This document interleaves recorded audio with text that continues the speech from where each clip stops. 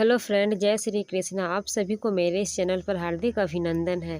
तो दोस्तों, आज हम बात करने वाले हैं भगवान श्री कृष्ण के लीलाओं में से एक लीला पूतना के बारे में कि कौन है पूतना, क्या है उनके पूर्व जन्म की कथा। पूतना अपने मन में एक बार सोच रही थी कि कृष्ण जी को माता बनकर दूध पिलाएं, लेकिन वही पूतना भगवान श्री कृष्ण को विष क्यों पिलाया।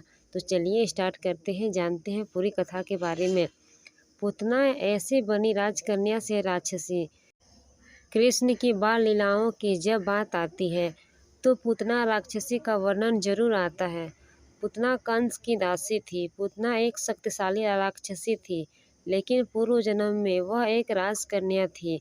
तो चलिए जानते हैं कि वह राजकन्या से राक्षसी कैसे बनी।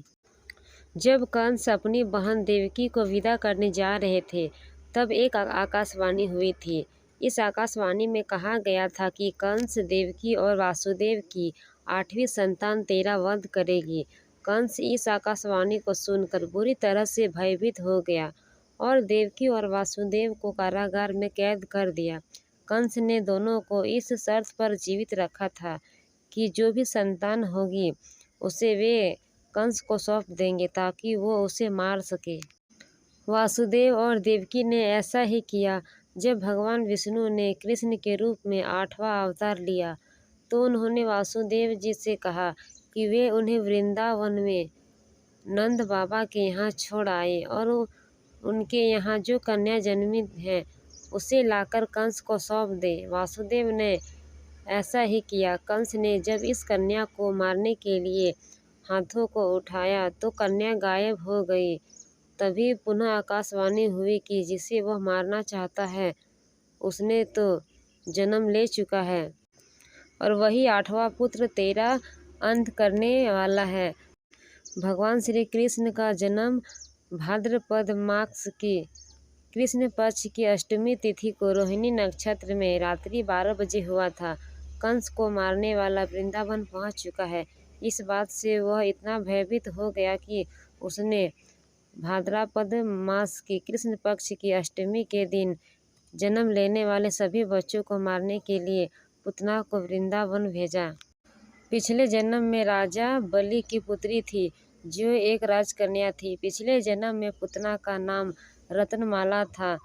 एक कथा के अनुसार एक दिन राजा बलि के यहाँ एक वामन पधारे। भगवान वामन की सुंदर और मनमोहक छवि देखकर रत्नमाला के मन में मनसा जगी कि वह भगवान वामन को देखकर वह अपने मन ही मन सोचने लगी कि मेरा भी एक ऐसा पुत्र हो ताकि मैं उसे हृदय से लगाकर दुग्धपान कराती, बहुत दुलार करती। भगवान ने उनकी मन की इच्छा जानकर उन्हें तथास्तु कहा, लेकिन इसके बाद भगवान ने राजा बलि का अहंकार दूर करने के लिए 3 पग में भूमि नाप दी। राजा समझ गए कि वह अपनी गलती का उन्हें एहसास हो गया। राजा ने वामन देव से क्षमा मांगी, लेकिन इस घटना को रत्नमाला दूर से देख रही थी। रत्नमाला को प्रतीत हुआ कि उसके पिता का घोर अपमान हुआ है। इससे वह बुरी तरह से क्रोधित हो उठी। उसने मन ही मन में भगवान को बुरा कहना आरंभ कर दिया। उसने कहा कि अगर ऐसा मेरा पुत्र होता तो मैं इसे विष दे देती। भगवान ने उसके इस भाव को भी जानकर तथास्तु कह दिया। अगले जन्म में भगवान द्वारा तथास्तु कहने के कारण पूतना राक्षसी के रूप में उसने जन्म लिया। पूतना कंस की सबसे विश्वास पात्र दासी थी।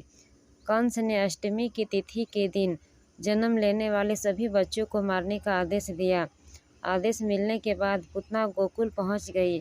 पूतना वेश बदलने में माहिर थी। उसने एक सुंदर स्त्री का वेश धारण किया और भगवान कृष्ण को दुग्धपान कराने लगी। भगवान ने उसे पहचान लिया और उनका वध कर दिया। इस प्रकार से भगवान के हाथों पूतना को वध हुआ और जन्म मरण के बंधन से मुक्त कर दिया।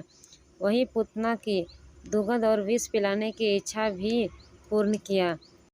भगवान श्री कृष्ण की बाल लीलाओं की कहानी बहुत ही अच्छी है। तो दोस्तों, आशा करती हूँ कि आपको यह वीडियो पसंद आया होगा।